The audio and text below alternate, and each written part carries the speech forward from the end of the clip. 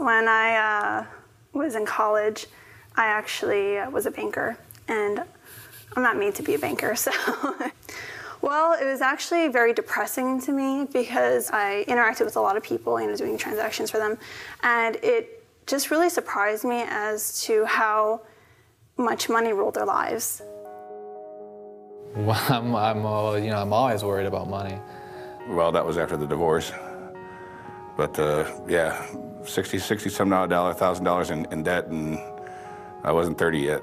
It's the whole seduction of money and that lure of a chance to get more. The normal debt, homes, cars.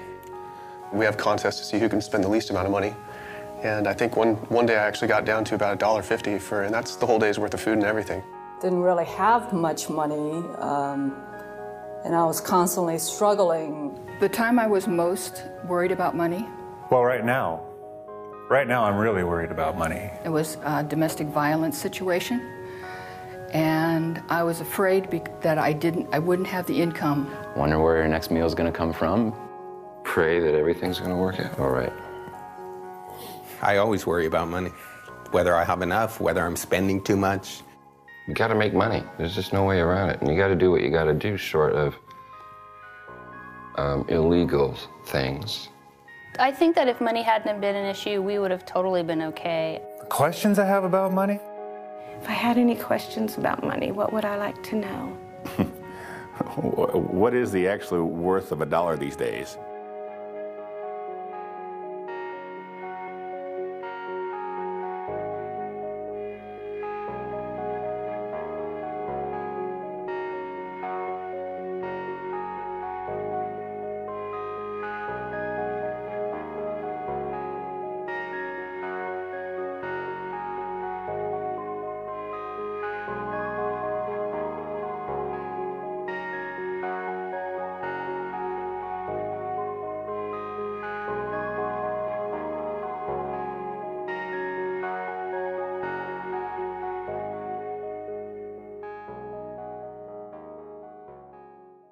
Money is the source of much anxiety, much confusion, a great deal of suffering.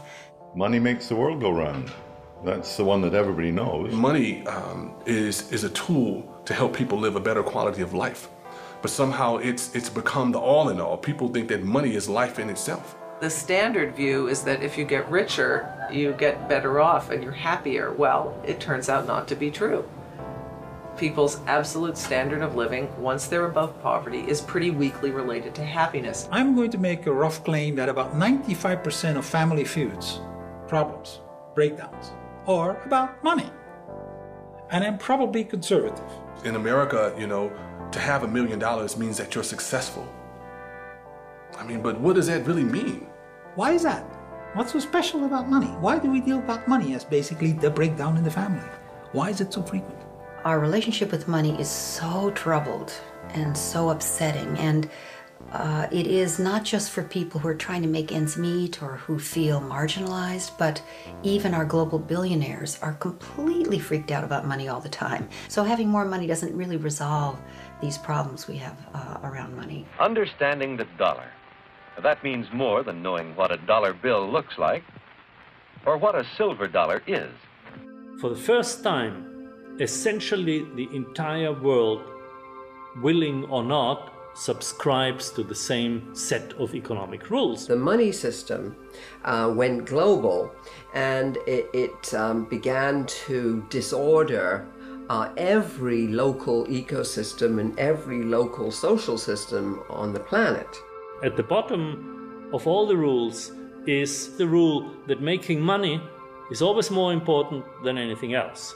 We've made money more important than human life, more important than the natural world, more important than God or spirit. And on that really bed of lies, our relationship with money is resting. This is where we are today, is that the entire apparatus of assumptions underlying economics are simply wrong. So, why do we allow societies to be run with this malfunctioning source code? Part of the difficulty is that very few people think about what money is, where it comes from, how it is created, and how it is controlled. Well, remember, there has been 150 years of very intense propaganda and indoctrination to try to drive these ideas out of people's heads. If we could unpack all of this mystification, we probably find that economics was made so complicated in order to mystify people, you know, so they could not really figure it all out. If everybody knew the full facts about how money is issued, how it's put into circulation, who is issuing it, how they have power and control over the economy and over individuals' lives, I think there'd be a lot of very unhappy people around. It's often been said that money moves the world, or money is the engine of the world, or money makes the world go round, but in more accuracy, money stops the world from going. I'm afraid that's more than I care to spend. Money doesn't facilitate. In its current form, it inhibits transaction and trading. Money is the one thing that is required for economic exchange. It is the Khyber Pass, if you will. It's the channel through which every transaction must go in order to be completed. We live today by exchanging goods and services with one another, and money is the medium that we use to do that. So money actually becomes the controlling element in economics. Those who control money control everything. Out of the simple barter of primitive people, spearheads became one of the first articles used as money. Shells have also served as money. Wampum was used by the American Indians. And hundreds of other articles have been money to various people at various times. Money is not a creature of the state. It didn't require any king or prince to invent money. Rather, money and monetary trade were products of spontaneous order. Well, put yourself in a barter situation where you come to market with some good and try to trade it directly for the good you want to go home and consume. So if you come to market with asparagus and you want to go home with plaid shirts, you have to find somebody who is not only selling plaid shirts but wants to be paid in asparagus. But of course, the problem is you often can't find a trading partner who has the goods you want and wants the goods you have. An alternative is to think, well, what does this guy selling plaid shirts want? So what people do is they consider trading not necessarily for what they ultimately desire, but for other intermediate goods that they think may be more readily traded for what they ultimately desire. And at first, different people are experimenting with different indirect exchange strategies. So somebody may trade for salt, somebody else may be using nails, third person may be using barley. But what happens is the more certain goods get adopted in these individual efforts, the more attractive their use for the same purpose will seem to other people.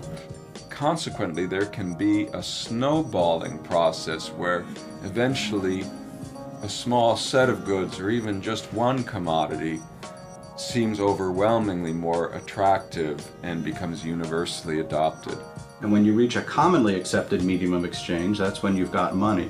So it's not defined by any physical characteristics, it's not defined by any legal sanction, it's defined by this social convention that people will accept it in order to trade it away later.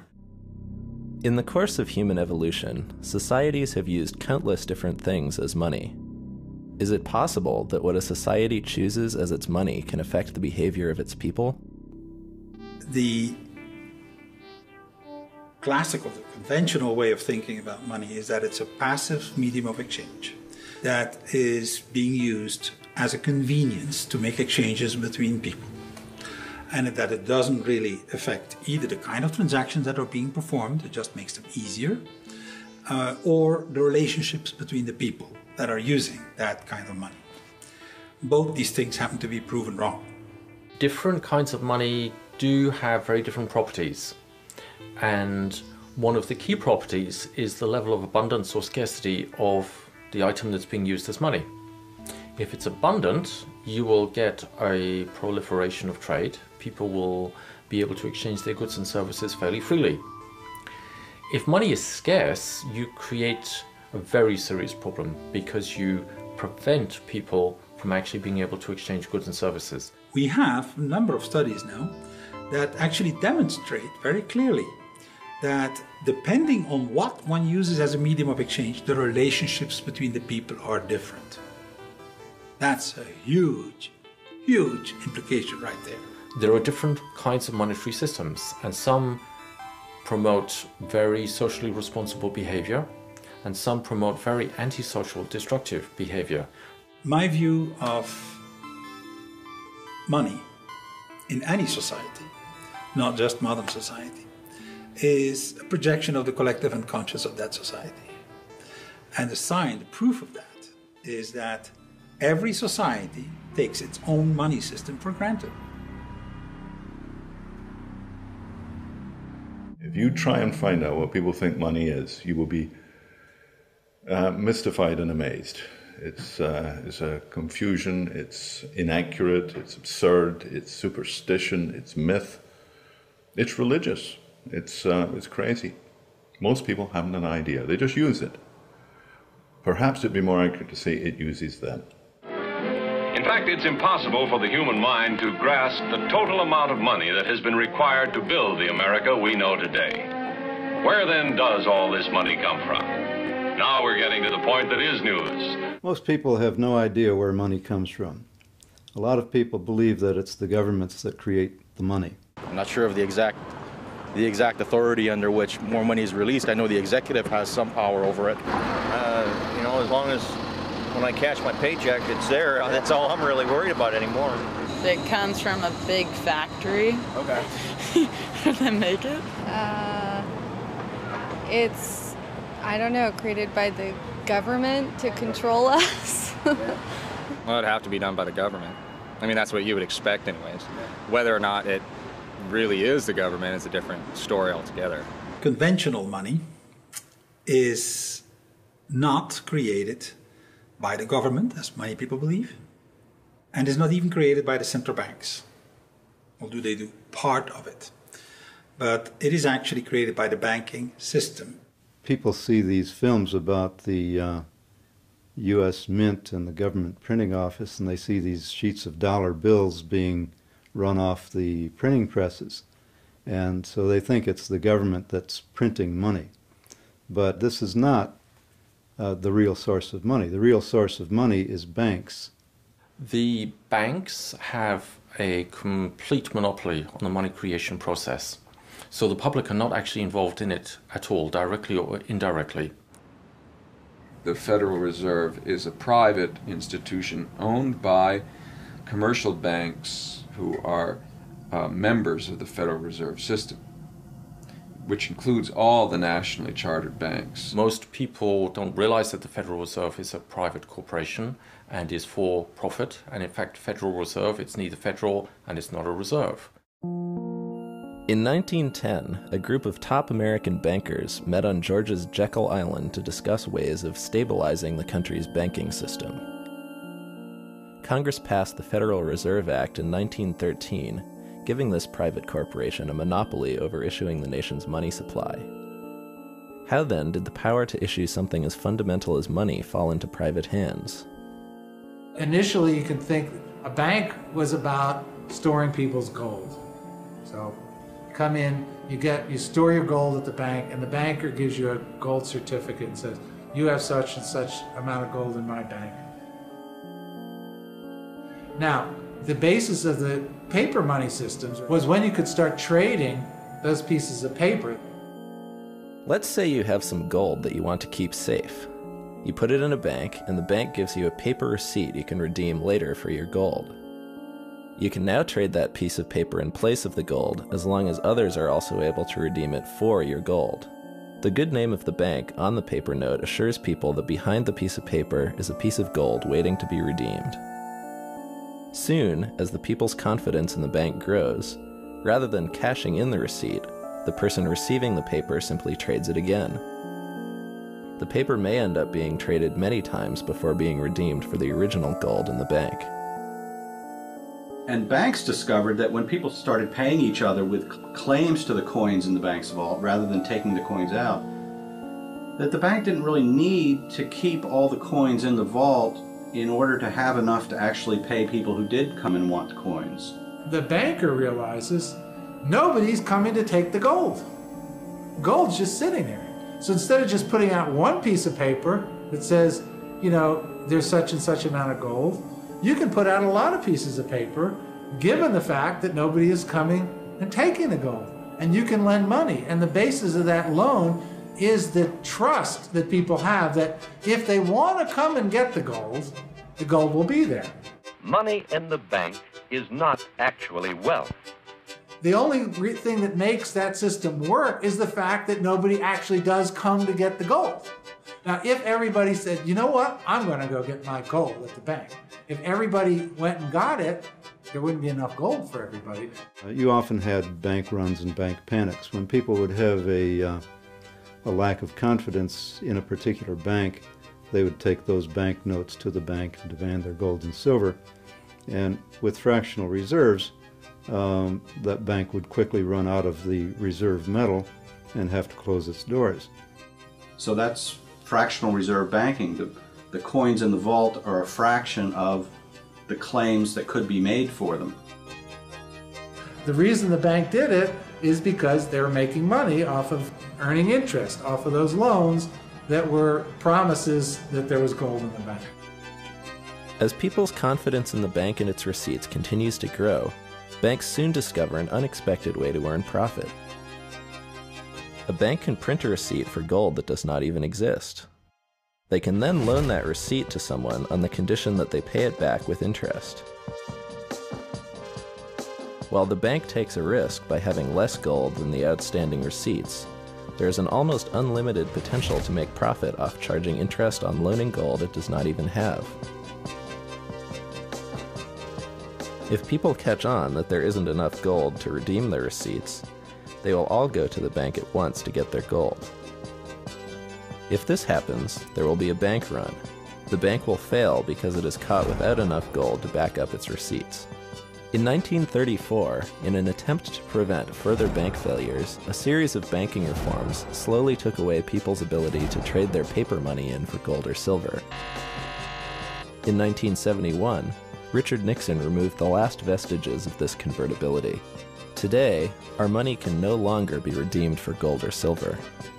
Now we've gone beyond that to what I think of as an even more postmodern reality, which is we don't even see the money anymore. We don't hold it in our hands. We take a piece of plastic to the supermarket, buy groceries, and run it through a machine which registers it in our account book somewhere. The seller doesn't see it either, right? And at the end of the day, they balance accounts, and some numbers have been added to the supermarkets and taken out of ours account. Most of the assets that we call money are not printed dollar bills. In fact, that currency is a very small proportion of the total amount of money. Most of what we call money are bank accounts. In the same way that banks used to issue more paper money than they had gold, today banks issue more bank account money than they have cash reserves.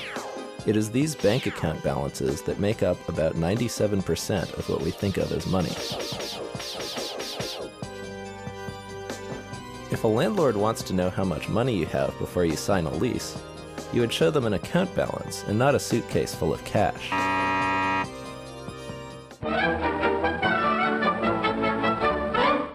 Most economic textbooks never say what money is.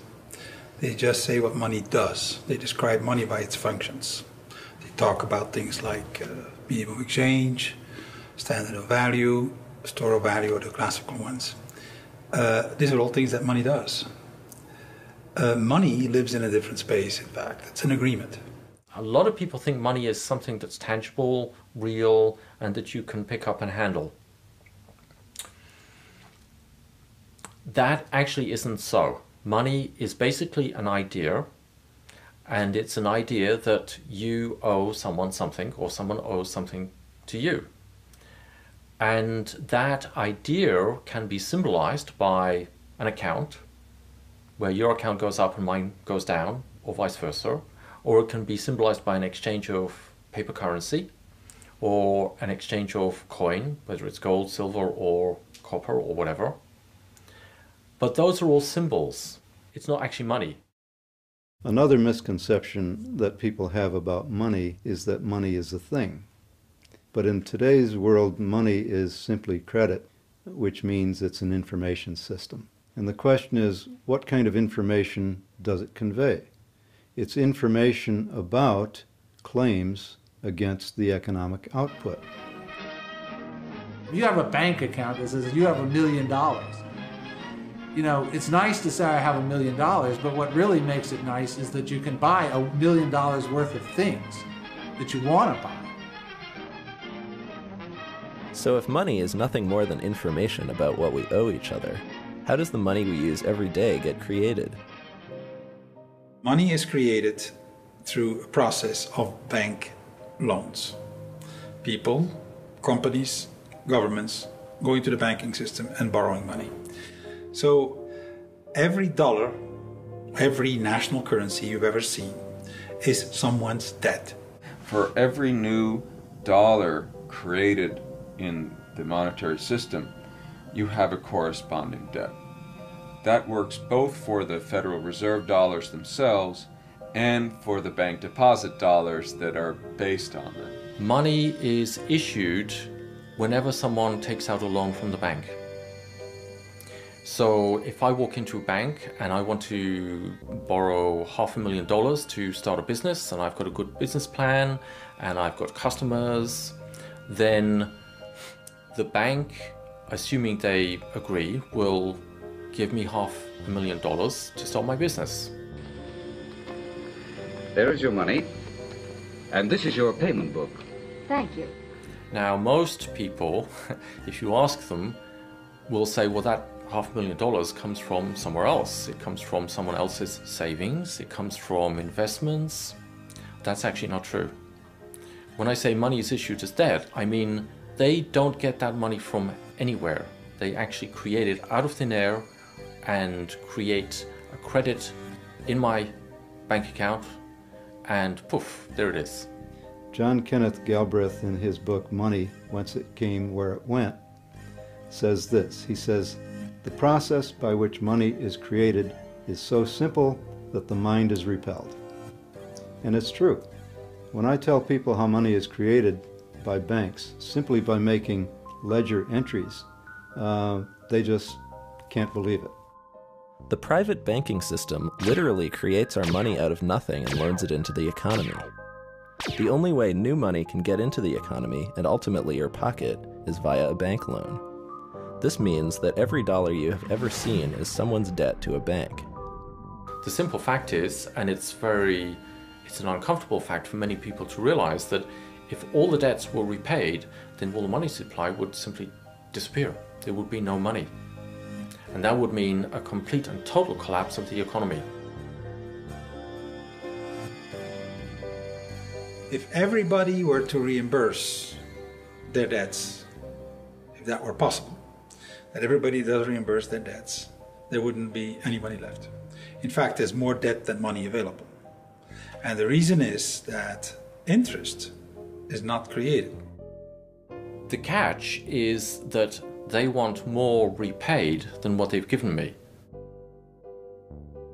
When you go to a bank and borrow $100,000 to buy a house, they will check whether you are good credit, and then they will decide to create the money, entering it electronically in your account, and say you have to bring back $200,000 in the next 20 years. The $100,000 of the first loan is created. The second one, the interest rate, is not created. So they send you in the world, compete with everybody else to bring in the second $100,000. That's how the money is kept scarce. It is through the competition between the different players for interest that is not created. So there's always less money than is necessary. Okay? And it's done systemically. If you go to a bank and you borrow money into circulation, if the bank decides to approve your loan application, they will make two entries on their books. One is they will take your note, let's say it's a mortgage note, and that will be an asset on the books of the bank, and they will offset that with an equal deposit to your account, which is a liability on the books of the bank. So the money creation process is as simple as that. But the bank does not create the interest that you're going to have to pay year by year by year until this mortgage loan matures. So where does that interest come from? Where does the interest come from? I have to find that. Well, it has to come from some other loan that was made to someone else. So you have this inherent deficiency in the money supply. Not everyone can repay what they owe to the banks. At any given time, there is more owed to the banks than exists in circulation. Which means, inevitably, someone is going to lose the game. Someone is going to go bankrupt, and that has nothing whatsoever to do with the quality of the goods and services or the efficiency of the business. Nothing at all. Everybody in the economy is vying with everyone else to avoid defaulting on their loans to the banks. And the only way they can do that is by competing with one another for an inadequate supply. So it's like a game of musical chairs. It assures that there must be some losers, regardless of how competent they are in conducting their business. The money we get when we receive a loan is called principal. Our debt, however, is not discharged when we repay the principal. Bank loans are all made on the condition that people pay both the principal and the interest the bank charges. However, money can only be issued as principal. No one creates the interest, so the amount of debt owed is actually far greater than the amount of money there is to repay it. When a dollar is loaned into the economy, it begins a loop. Joe the farmer gets a loan from the bank and pays Tom for fixing his tractor. Tom pays Jane for bread at the local bakery, and Jane in turn buys the wheat from Joe, who can now repay the loan. The problem is, Joe owes the bank interest on top of the principal. In order to avoid losing his property to the bank, Joe must go find other money making its own loop in the economy. He can now repay his loan with the interest, but the people in that loop are left without their money. They still need money to facilitate their exchanges and to repay the loan that issued the money they had been using. The only place they can get it is from other such debt loops. Since all money has an interest price tag attached, there will never be enough money to repay all the debt owed to banks. Therefore, some people will always have to go bankrupt or have their property repossessed by the bank. It's crazy. Sometimes it worries me because, you know, what if there was like a collective understanding about how phony the money is when it comes down to it? What would people do? You know, would they riot in the streets?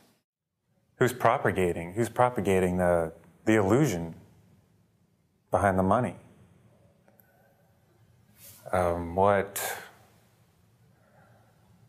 That just pisses me off, actually.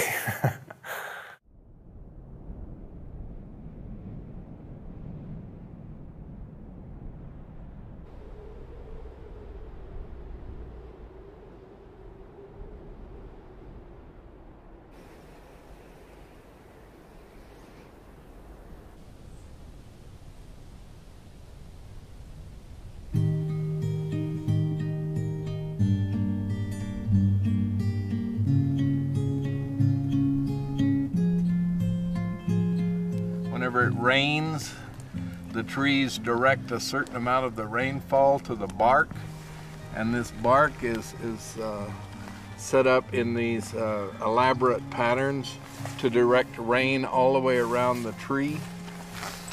Wow, really? Yep. And in these crevices where bugs and ants and other critters live, you get a lot of exoskeletons that are shed in here. That then is dissolved by the rainwater. It runs down and it carries the phosphate from the bugs and the manure of bugs down into this. All of this organic material at the base here is what feeds the tree.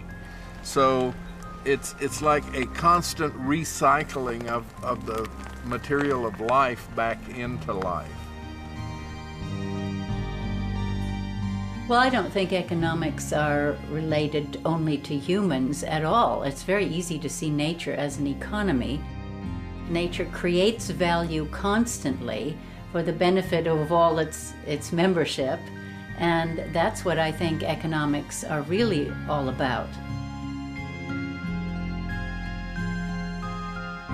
Here you have a kind of banking of resources, you know, that every element in this forest contributes to. So it's more like a community of contributors, and you take what you need as you need it. So, you know, there's like a bank, like at the bottom of that fir tree, there's this bank of resources, and it's available to the tree, it's available to fungi, to the earthworm, to termites, to whatever comes along and needs it. And each time someone takes something, they generally contribute something.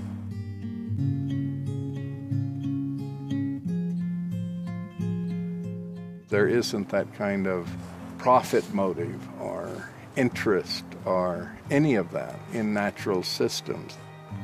It really isn't necessary to have more than you need, unless somehow you're acculturated to that belief system.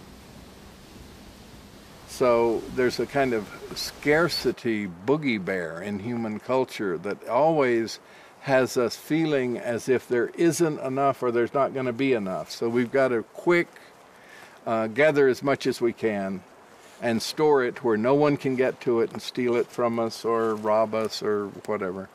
And then it doesn't really matter if we even use it. Most people's experience with money is that money is scarce. And in today's monetary system, it is scarce.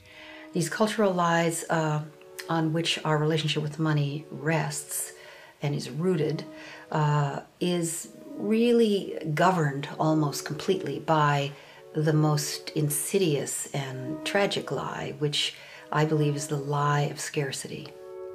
Even the Federal Reserve publications claim that what gives money its value is its scarcity. And this is false. It's not the scarcity that gives money its value. When we're talking about credit money, what gives it value is its ability to requisition whatever you want or need from the marketplace.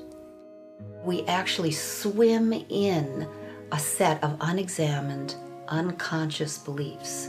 And we look out into the world and we just fear that there's not enough to go around without any evidence, really. And then we make that true. The domination model artificially creates scarcity. And that scarcity is one of the ways that the system actually maintains itself. Not only material scarcity, emotional and yes, spiritual scarcity. I mean, what does it mean to have enough money? I mean, I guess you always want a little more. There's not enough time. There's not enough money. There's not enough sleep. So it's a constant battle with there's not enough. We don't have enough. It's not enough. I'm not enough. And that is a mindset. It's an unconscious, unexamined mindset that creates distorted behaviors that are inconsistent with who we are. The same thing that keeps a rich person from giving is the same thing that keeps a poor person from making. It's that conditioned way of thinking and seeing that we have to really begin to address. Those who consider themselves poor in this country are not poor. I think it's this scarcity mentality. You know, I think it's a belief system that we all carry. And that there's not enough belief system has a second part to it. There's not enough to go around, and someone somewhere is going to be left out. And that inevitable fear or certainty that there's not enough to go around and someone somewhere is going to be left out is actually at the base of our political understanding of the world, our systems of governance, our educational system. It's even at the heart of religion. Of course there are scarcities that happen naturally. There's a disaster, there's a flood, all kinds of things can happen. But here you have a system that artificially creates scarcity so that then you get people who really are fighting for the spoils, and since there's so much control from up on top, it is a way of maintaining the disunity and the confusion of those on bottom. What it is, it's emasculated men. And what do men do when they're emasculated? They compensate with hypermasculinity. When you leave, particularly men, with no options, they get violent and they get destructive. I don't care where you're talking about. Go to Russia. Where do you think the Russian gangs are? Go to Northern Ireland. Go anywhere in the world. These devastating dynamics are engineered. So our experience of money as being scarce is an artifact of the money system. In a properly run monetary system, there will be no scarcity of money.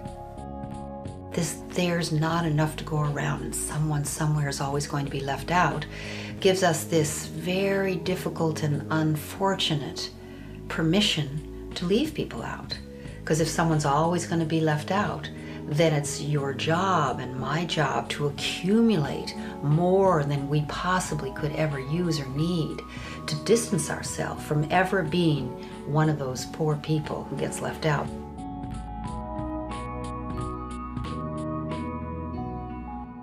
At the point of view of the corporation, getting more and more and more, that is driven in part by greed, in part by the dynamic of trying to get profits, capitalism, but it's also driven by fear. Because if you don't do it, if you can't expand faster than the next corporation, they will get research money, and they will get marketing money, and they will beat you and may drive you out of the game. You're not quite as efficient in this plant as you ought to be by our calculations. This is the banker speaking. And so therefore, we're going to either raise the cost of your credit and drive you to do bad things to your workers or to your community or to the environment in order to boost that return and boost your stock price. And we will lend to you under those terms only. The nice way of saying it is nice guys finish last.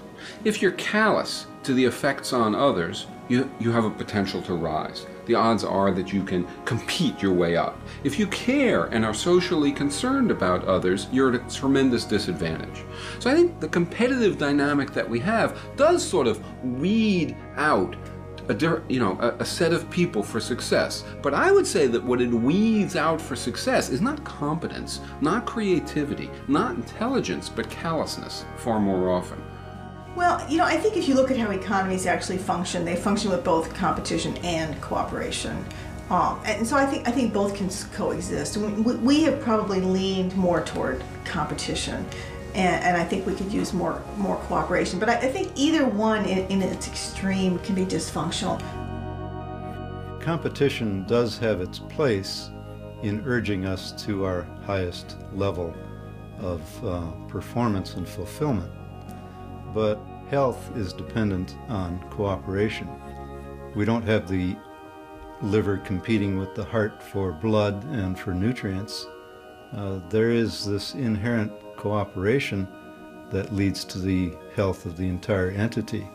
The nature to which people are able to be social, civilized, sympathetic, is quite amazing, and it's in contradiction to the nature of the money. It's interesting that anybody, whether you're a man or a woman, whether you're aggressive naturally or very sweet and cooperative naturally, if you're going to have to make the money to live, I make you a prediction. You're going to have to fight for it. You're going to have to compete for it. Is that in nature out there? Is that the world is that way? Or is it the money system that's between us and the world that is that way? I make the second claim.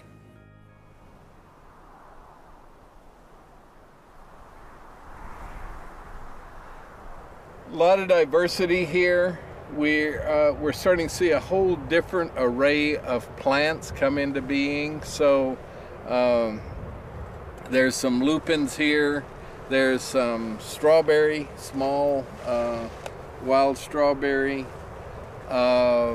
This broom with the yellow blooms on it. This is a nitrogen fixer and is stabilizing these slopes. And decomposters here, they're harvesting that broom.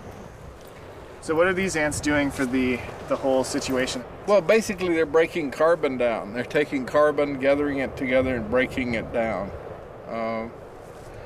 You got a great part of the Umbellifera family. This is yarrow. They're deep-rooted, so they bring a lot of minerals up from the parent material. They go below this sand and dig into more than silica to bring up things to the surface that'll nourish these other plants. So you got a lot of complexity here. A lot of plants cooperating with each other to try and create an ecosystem that stabilizes this shifting sand surface here. Ecosystems are based much more on cooperation than they are on competition. We tend to deify cutthroat competition.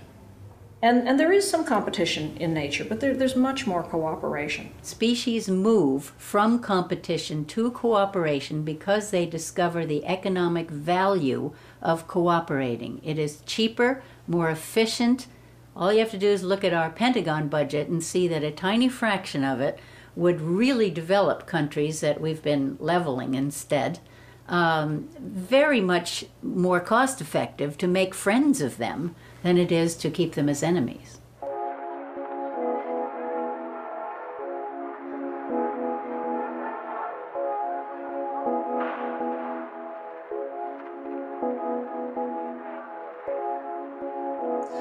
We have 8 billion people on the planet. There's 1 billion of those that are happy to work but can't. There are no jobs for them. Some would argue that these people are unemployed because they lack skills or because they don't want to work. And that may be true in a few cases, but in the vast majority, that's not the reason why they're impoverished. The reason why they're impoverished is because you have this scarcity of money. The first question I ask is, am I going to be stuck being a janitor forever? And they were like, oh no, there's all kinds of chance for advancement. You could go to calling. We've got data entry. You've got all kinds of computer skills. And then 4 months passed and I addressed it again and got a different story. It was like I had no value. My self-esteem was going down because I can do more than just clean bingo tables and clean toilets. If you have an economy which is generating only a limited number of good jobs, are you surprised that parents feel it's really important to teach their kids how to compete on every level? They want their kids to get those jobs. You know, another kind of response would be to get together and say, hey, wait a second, there's a problem with the structure here. But, you know, we have a very individualistic response to the problem. At the time of the Civil War in the United States, which is a very interesting turning point, midway in the Industrial Revolution, industrial rebuilding of the United States, slavery in the South was obviously condemned, but the counter-argument was something they called wage slavery. And what did that mean? It meant that you had no protection. You could be fired at will without a job. You could be thrown out on the street, and you were a wage slave was the term. 13th Amendment, which says you cannot treat a human being as a commodity for buying and selling.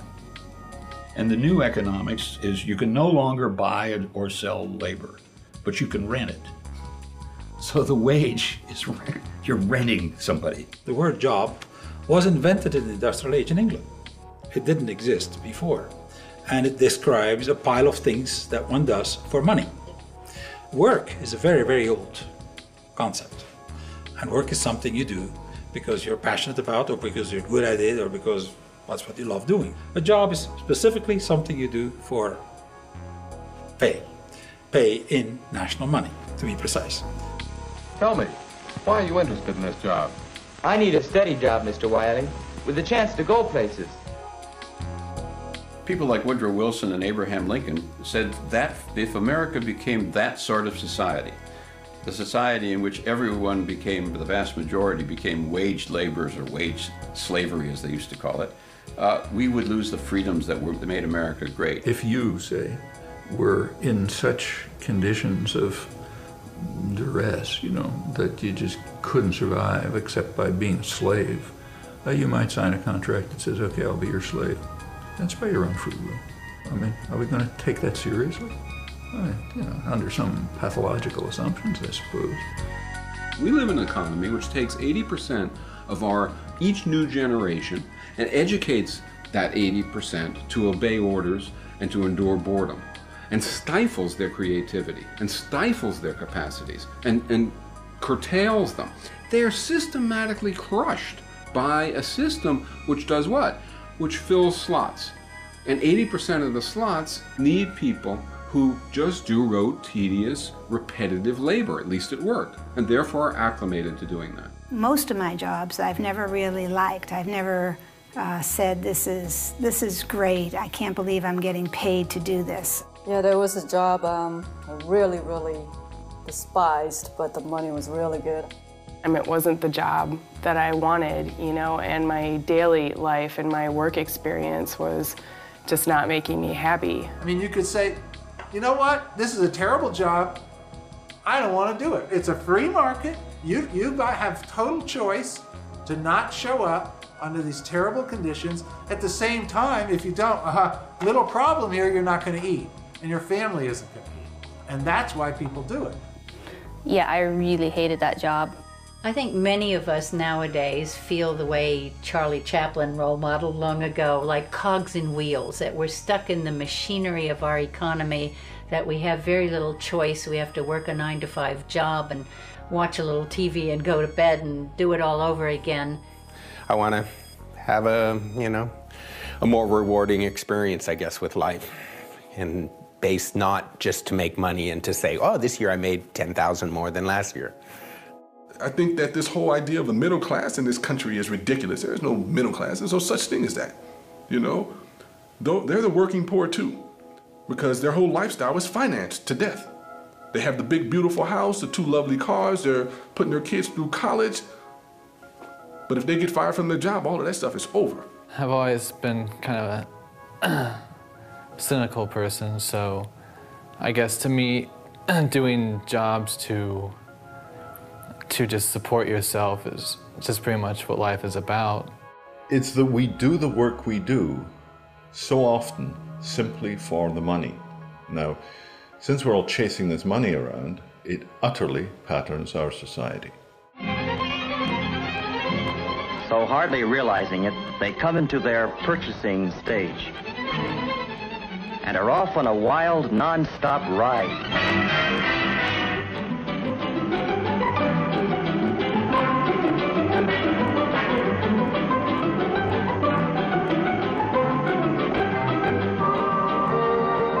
It's a happy-go-spending world, reflected in the windows of the suburban shopping centers where they go to buy. I claim there's enough work in the world for everybody, forever. But if you start to have to pay for it with a national money that's scarce, that's making it work into a job, that is going to be another question, because someone has to borrow that money in order to pay you. As we get rid of more and more and more jobs, we may have to get to a point where we redefine the meaning of work. And you're going to have to find other ways for people to support themselves. Work, there's an infinity of things we can do. We can make every city, every garden, every house a paradise. There's an infinity amount of things to be done to reach there. Don't expect to be paid for it in national money. Don't get that idea. So we have to find another way of what people can do in a post-industrial age.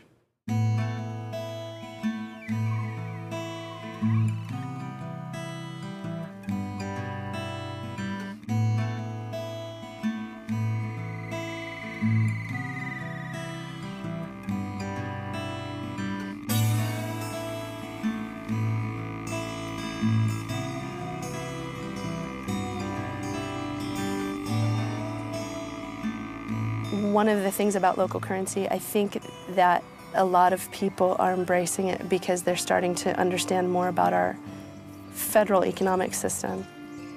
Federal reserve notes don't necessarily serve the best interest of local communities, and local currency can help tip the scales back into that mindset.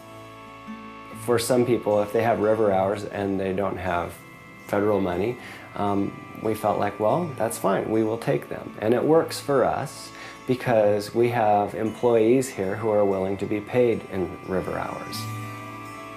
My name is Mark England, and I'm a registered nurse, and I'm the Director of Clinical Services here at La Clinica. We're not a free clinic, we expect payment, but we also work with people because we understand that people also need to buy food and shelter and other things to keep themselves alive as well. We don't seek to replace federal money in our communities at all. We are hoping to facilitate more exchange beyond what's possible with federal dollars. It's another kind of faith and another kind of currency, and it's faith in your neighbors, it's faith in local business, it's faith in your region and what it can offer you, and that there is true wealth there to be had. Not many of us remember that this country was built on decentralized issue of currency. By and large, what it meant was that the various regions of the United States could develop in a decentralized way according to the resources and the skills that they had in that region. And that's what created the great diversity and economic wealth of this country. Complementary currency, in my definition, is an agreement in a community to use something, just about anything that they can agree on, as a medium of exchange. That's other than national conventional money. The first thing that one has to understand about complementary currencies is that there are as many different rules as you can want to invent. In national money, there's only one. Okay, that's basically the same worldwide. In complementary currencies, different communities agree on different rules. It is complementary because they do not replace national money.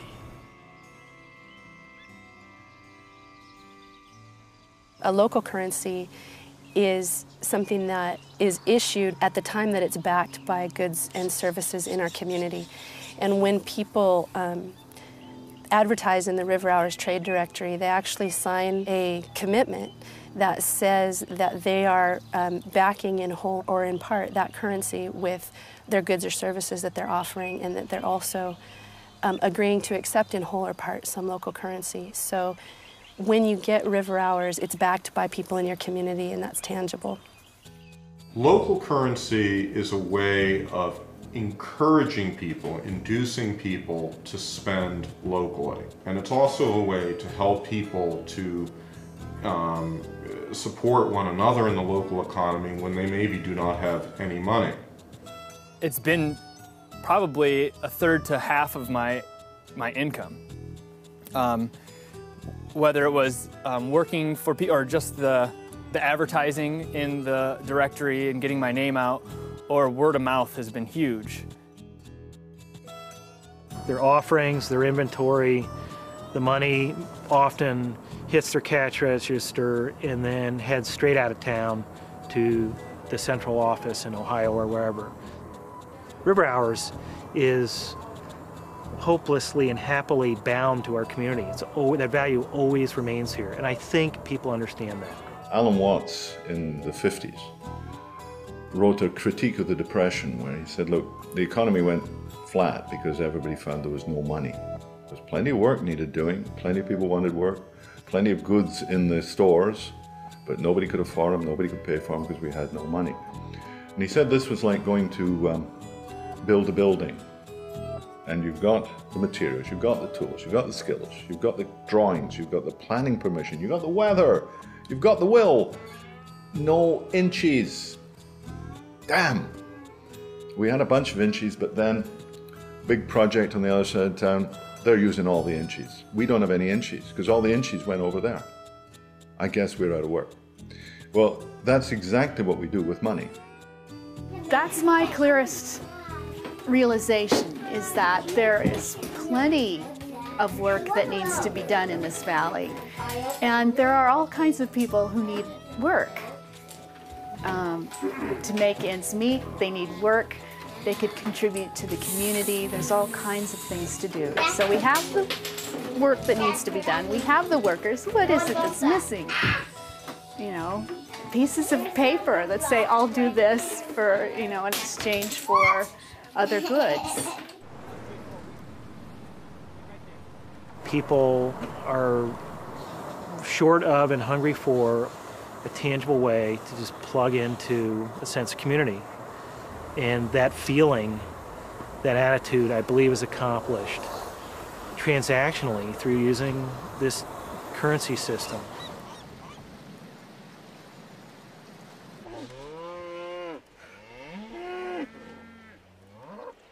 Once they get the concept that, you know, we can spend the money here and it stays here and it helps out our school system and our children and our future and everything, people really get a hold of it again. And the river hours and all that, that's all stuff that need to keep working hard at. I think it's exciting. I think River Hours isn't going anywhere. You know, I think it's only going to continue to bring people together and to get people talking. I'd like to say right now that it's a huge economic impact, but that's not the biggest impact of River Hours at this point. The biggest impact is people starting to shift into recognizing and realizing that local communities can become more self-sufficient in every way.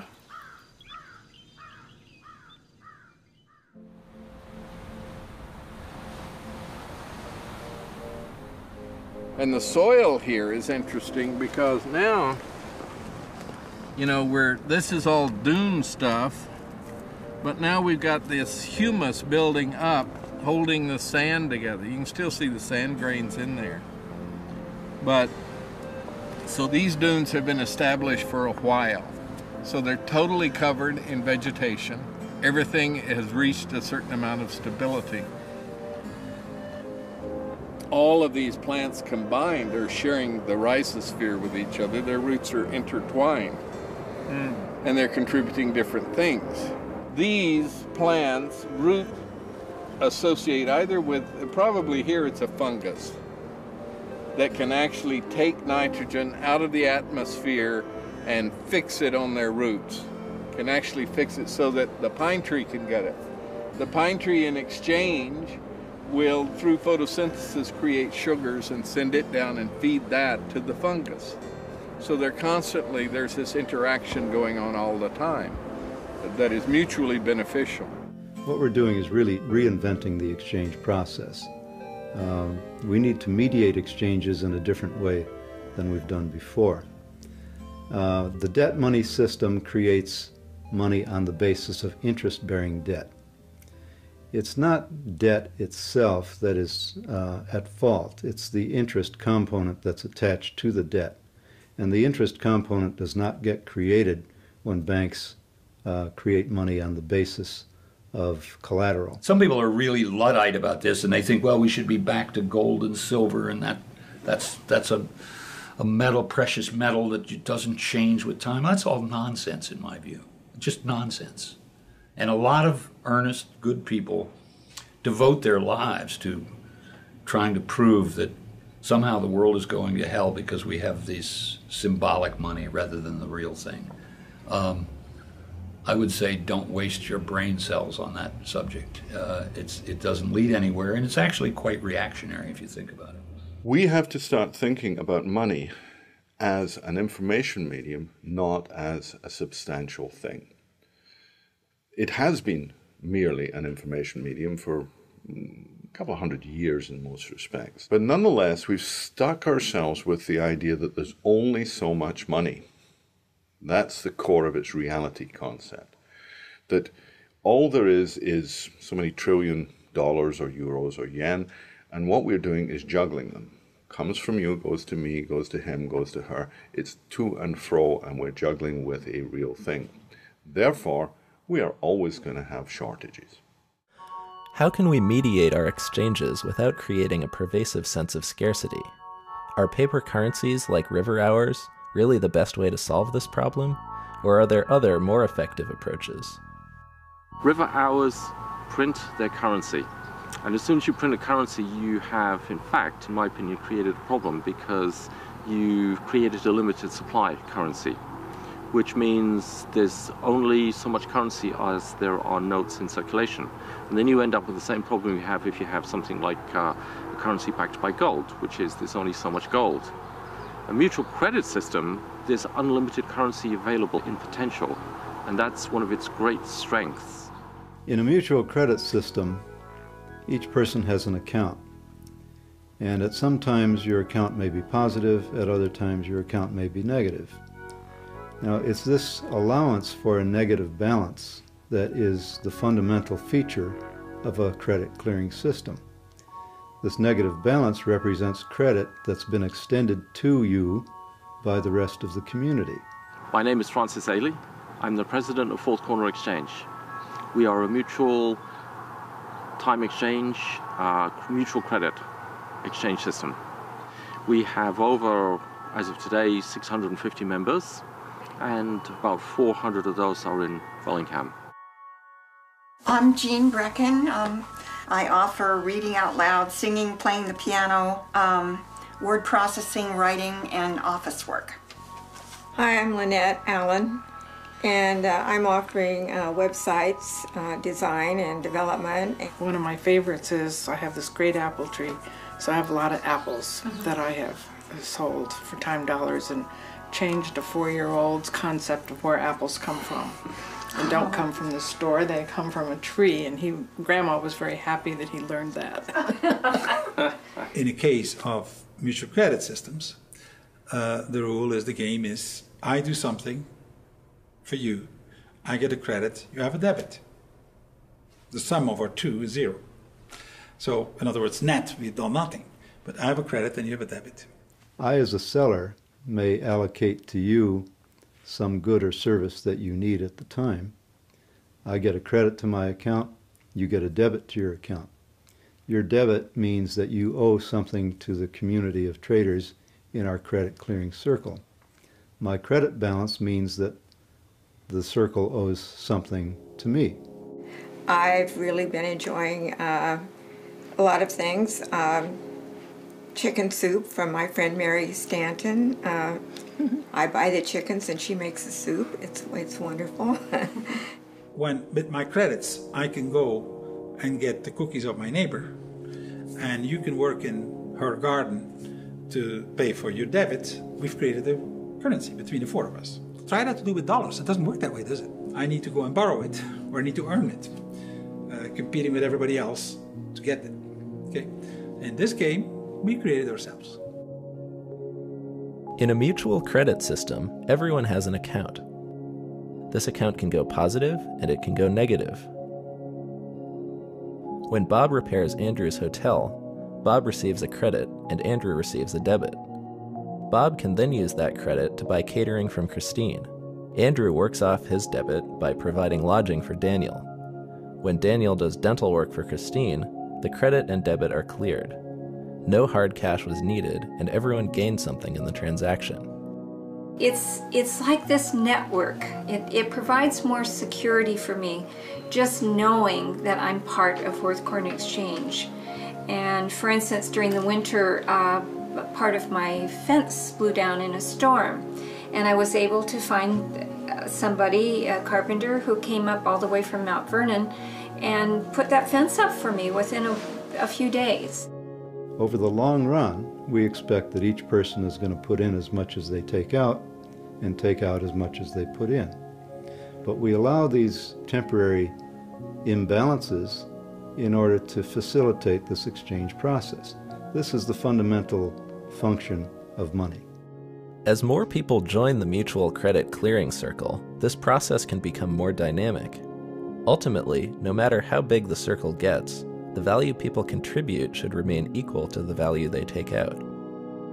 This is money created not by a hierarchy, but it's a medium of exchange that's created between us. Okay? We create the medium of exchange. Second, there's no interest. Okay? Third, it's not scarce. When you start trading in Fourth Corner Exchange, many people talk about experiencing shift in consciousness. There's not a scarcity of that currency, so there's much less competition. So you end up with a completely different experience, and people talk about how cooperative, supportive. People are really concerned about your well-being. So the primary distinction between money that is tight, scarce, limited, comes from them, and money that is free, available, sufficient, and comes from us, is that with one, we are in fear and greed and competition, and with the other, we behave like sensible human beings. We are more generous, we're more comfortable, we're more giving, we're more willing to receive. It's made me a lot more willing to share my home, open up my space. I'm not as afraid of people as I once was. I think that this organization has the potential of making things really livable as time gets harder in the future, not only in terms of the goods and services, but in terms of the connections in the community. Community needs to become our safety net, I believe, the way the economy is going. You know, I only thought that everything I did, I'd have to, you know, pay out of my pocket for some way. And so now I realize I have these options. So I kind of see it as a relationship-based consumption. There are literally thousands of grassroots, person-to-person networks like Fourth Corner Exchange all over the world. However, the concept of mutual credit is not limited to the grassroots. Mutual credit has also been successfully applied in mainstream business. The commercial barter industry now oversees $30 billion a year in trade. 240,000 businesses in the US alone participate in a barter system. These networks use mutual credit to help businesses make better use of their capacity while saving on their cash expenditures.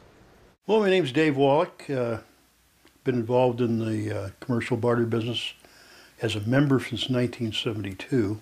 I started my own enterprise in 1979.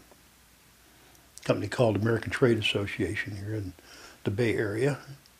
Well, it's actually a process. It's a business process. Simply put, it makes saleable what is unsold, wasted, and ignored in our economy.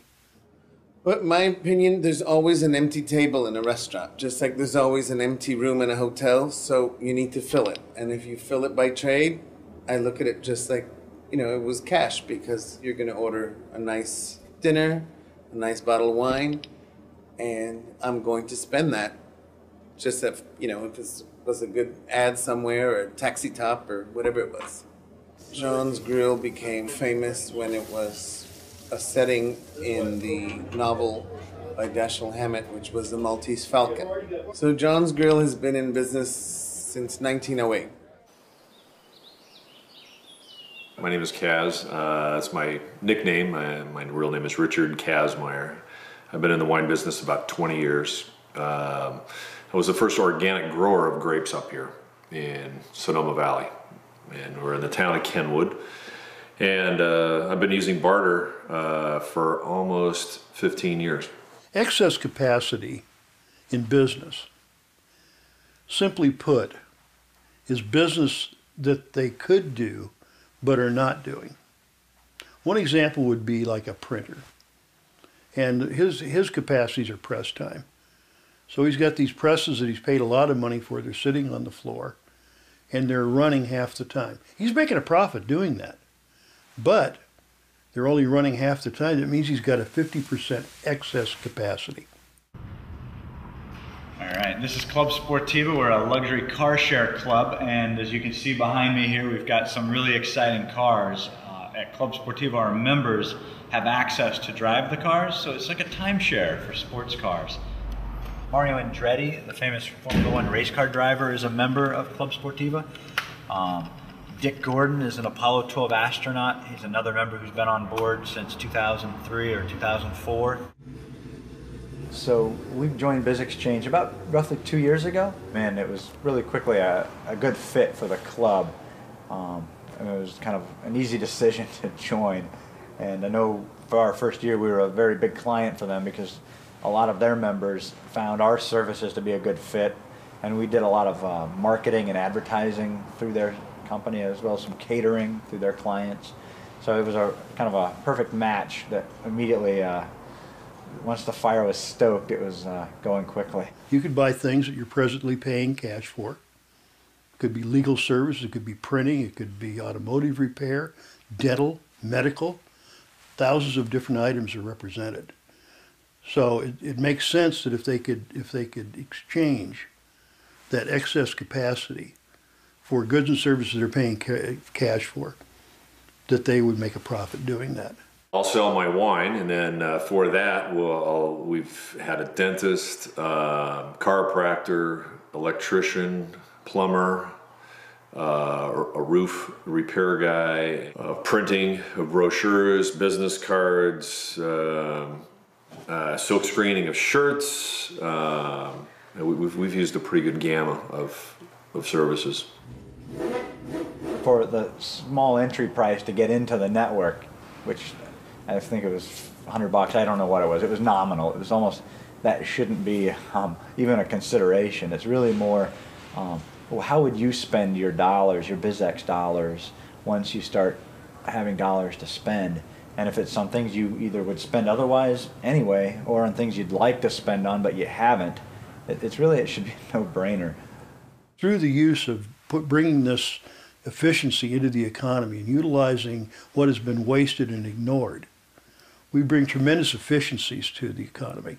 So if we take wasted resources and able to turn them into something productive, we now have reached a sociological goal also. So what we're the ultimate business ecologists.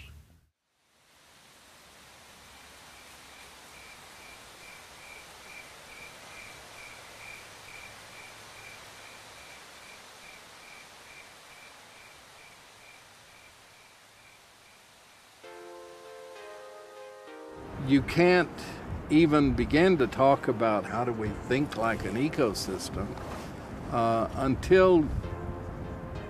until you're aware of your place in your own culture, in your own society, that you aren't the only thing worth consideration, that everything around you is part of you, and that you have a responsibility for those around you.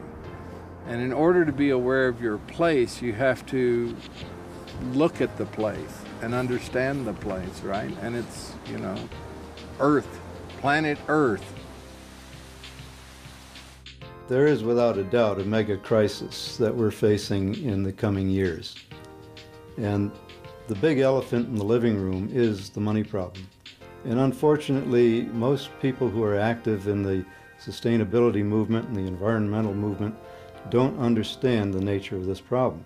And we're not going to make any significant headway with sustainability or restoration of the environment until we solve the money problem. This is part of the hallmark of a pre-democratic society, is that it functions by taboo. We have certain assumptions, we accept them, we do not question them. If you want to be part of the tribe, you will speak the language of the tribe and you will follow the rules of the tribe. I think that we will evolve to, number one, become aware of the blind spot of that what money does to us. That our money is actually like an iron ring that we put through our nose, and it's leading us in directions that may not be the ones that we want to go consciously. It is like the playing cards. It is something that maybe we all kind of know in the back of our minds that it might be like that. It's just one of those things that you know, but you don't really want to know. Most people, most of us, get up in the morning for things other than just money. We care about things like family and, if you will, betterment. development as whole human beings. People are not fools forever. And I think we're going to see very strong reaction to this as the pain grows and as the difficulties grow. And that's the time to begin building serious ideas about where we go for the future. I think we have the opportunity to bring forth an environmentally sustainable, spiritually fulfilling, and socially just human presence on this planet. And I think that is the power and possibility of our time. I think we can use money as a tool, as a servant to what we want to become, rather than be victims. We don't need to have all this suffering around money. We can free ourselves from it. And the economy can be much healthier and much more of service to all of us. Time to become aware, time to have a consciousness of our potential. And I think our potential as humans is infinite. Let's not limit ourselves through the medium of exchange. Time to wake up.